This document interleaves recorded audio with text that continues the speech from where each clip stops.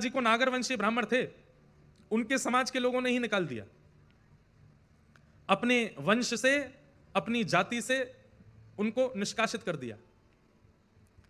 तो नरसिंह मेहता जी दुखी नहीं हुए, पर एक बार पूछने गए कि मेरा अपराध क्या है।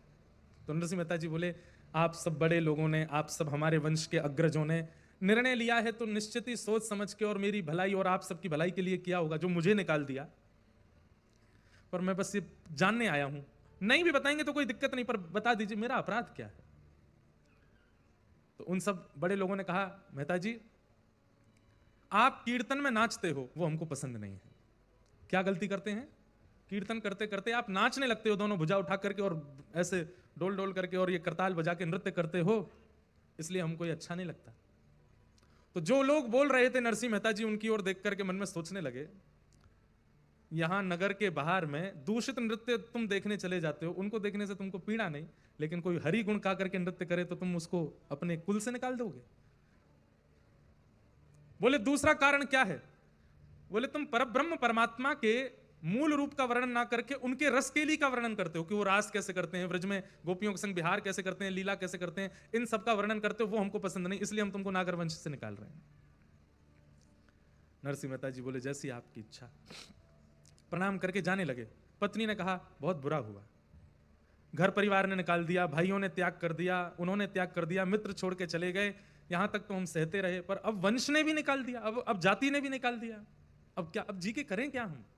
हम दोनों कुछ खा के कुछ कर लें क्या? नरसिंह मेहता बोले, अरे बावड़ी है क्या, ऐसे थोड़ी, अरे बल्कि इसको दूसरे रूप में विचार कर। बोले क्या? बोले परिवार में होते तो उनका भी ध्यान रखना पड़ता, ठाकुर जी ने उनको हटा दिया। बोले तुम अपना ही ध्यान रखो, दोनों भजन करो।